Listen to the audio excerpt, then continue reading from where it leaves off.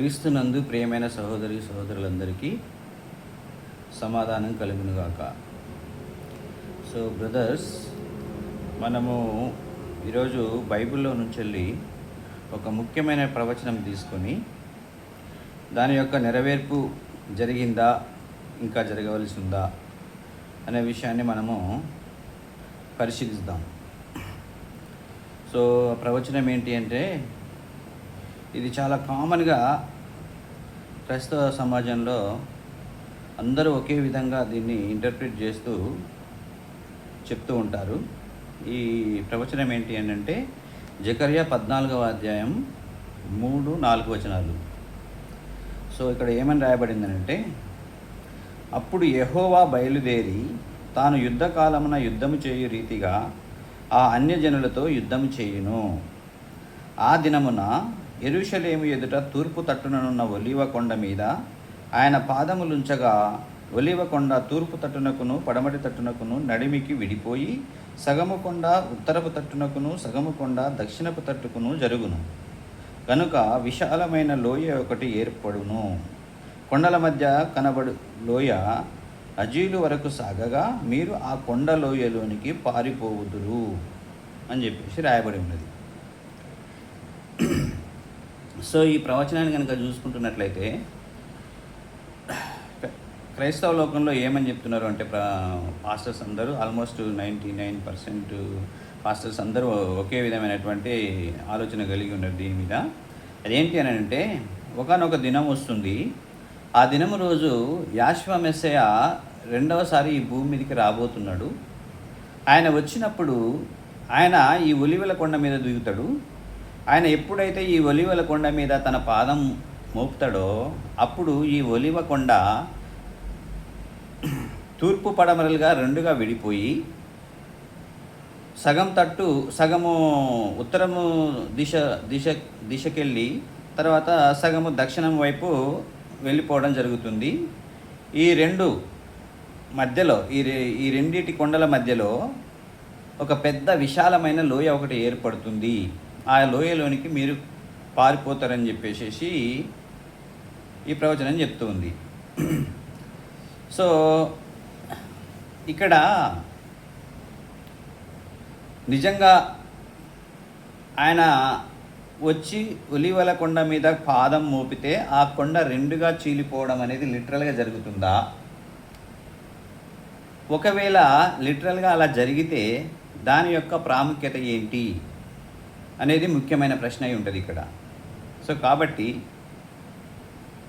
నాకు దాని ప్రాముఖ్యత గురించి ఆలోచించినప్పుడు నాకు ఎటువంటి ప్రాముఖ్యత కనిపించలేదు. కాబట్టి నేనేం చేసినంటే, అసలు ఇది లిటరల్గా ఆ కొండ విడిపోవడం గురించి మాట్లాడుతున్నాడా, లిటరల్గా వాటి మధ్య లోయ ఏర్పడడం గురించి మాట్లాడుతున్నాడా అని చెప్పేసి నేను దాన్ని తెలుసుకోవాలని చెప్పేసి నేను దాన్ని చాలా లోతుగా అధ్యయనం చేయడానికి ప్రయత్నం చేసిన. అప్పుడు నాకు తెలిసిన కొన్ని విషయాలను ఇప్పుడు మీతో పంచుకోవాలని చెప్పేసి చూస్తూ ఉన్నా. విషయం ఏంటంటే, యాక్చువల్గా ఇది క్రిస్టియన్ పాస్టర్స్ అందరూ కూడా ఇది రెండవసారి ఆయన వచ్చేటప్పుడు జరిగేటటువంటి ఉదంతం అని చెప్పేసి మాట్లాడుతున్నారు. అంటే ఈ ప్రవచనము ఆయన సెకండ్ కమింగ్లో నెరవేరుతుందని చెప్పేసి చెప్తూ ఉన్నారు.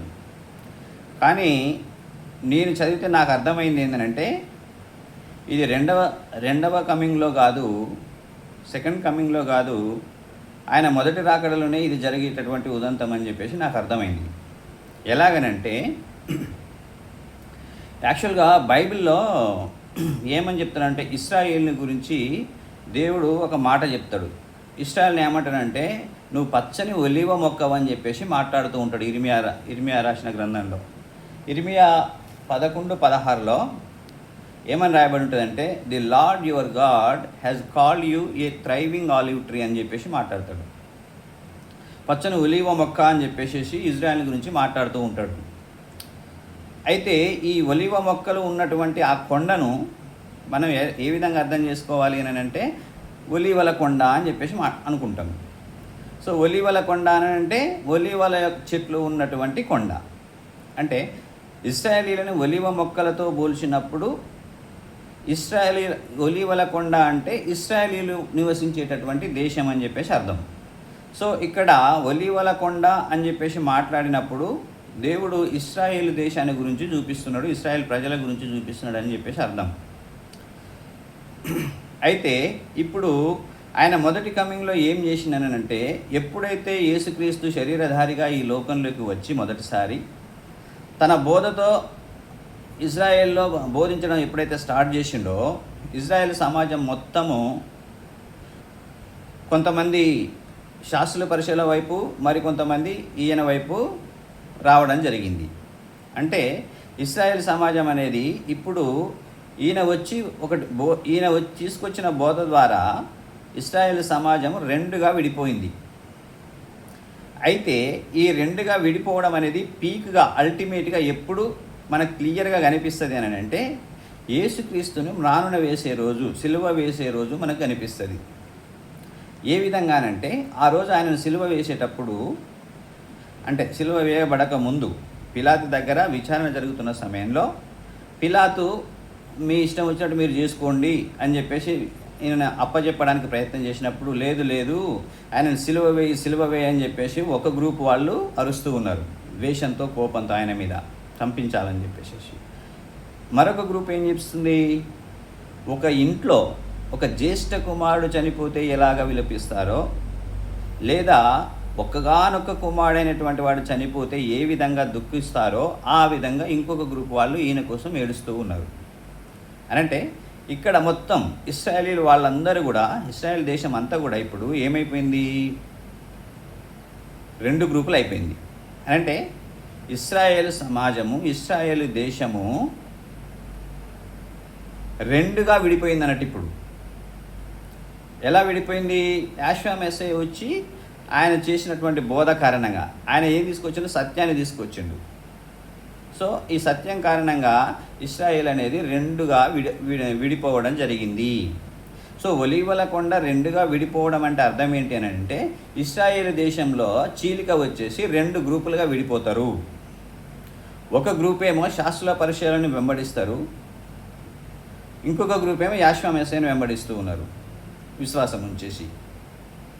సో ఈ రెండు గ్రూపులుగా విడిపోవడమే ఒలీవల కొండ రెండుగా చీలిపోవడం అనేది చూపిస్తుంది.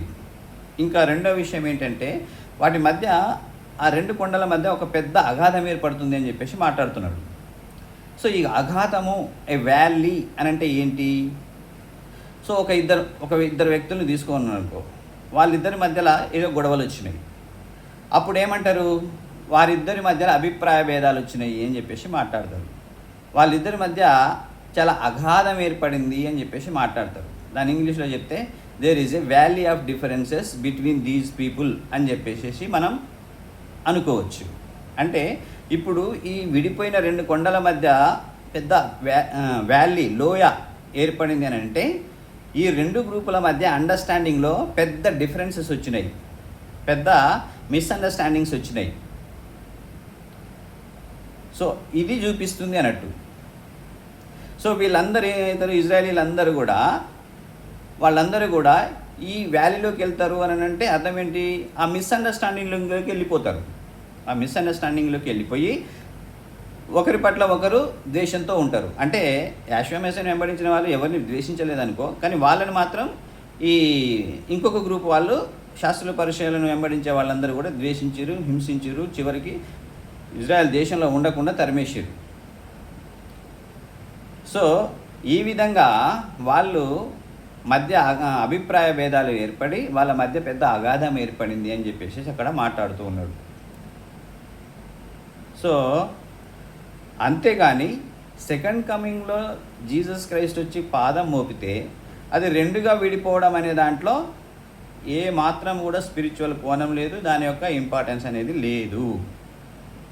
సో ఇది యాక్చువల్గా ఫస్ట్ కమింగ్లో యాషవా మెస్సయ్యను మ్రానున వేసేదిన మనకు కళ్ళకు కట్టినట్టుగా కనిపించింది, రెండుగా విడిపోవడం ఇజ్రాయెల్ సమాజం.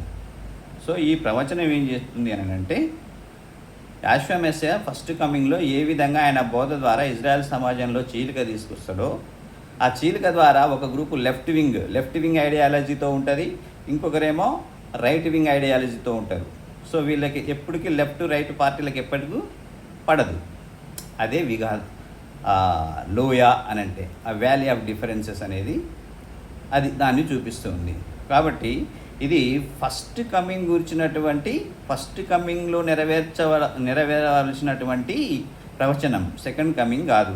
కానీ చాలామంది ఒక విషయం చెప్పండి, ఇప్పుడు ప్రవక్తలందరూ యేసుక్రీస్తు మొదటి కమింగ్ గురించి చెప్పకుండా రెండవ కమింగ్ గురించి ఎందుకు పోతారు? ఫస్ట్ అయితే మొదటి కమింగ్ గురించి చెప్పాలి. ఎందుకనంటే మొదటి కమింగ్లో యేసు క్రీస్తు అయి ఉన్నాడని చెప్పేసి తెలుసుకుంటే వాళ్ళు బయటపడతారు. యేసు క్రీస్తుగాడని చెప్పేసి నమ్మిరనుకో వాళ్ళు వారి పాపంలోనే ఉంటారు. కాబట్టి ప్రవక్తలందరూ ఒకరి తర్వాత ఒకరు ఆయన వచ్చే దినము, ఆయన మ్రాణన వేసే దినం గురించి మాట్లాడుతూ, ఆ తీర్పు దినాన్ని గురించి మాట్లాడుతూ ప్రభు దినం వస్తుంది, ప్రభు దినం వస్తుంది, ప్రభు దినం వస్తుంది అని చెప్పేసి కాసం చేసుకుంటూ ఇశ్రాయేలీలంతా ప్రభువును ఎరగాలి అని చెప్పేసి చెప్తూ ఉన్నారు. సో ఇది చెప్పకుండా సెకండ్ కమింగ్ ఎందుకు వెళ్తారు?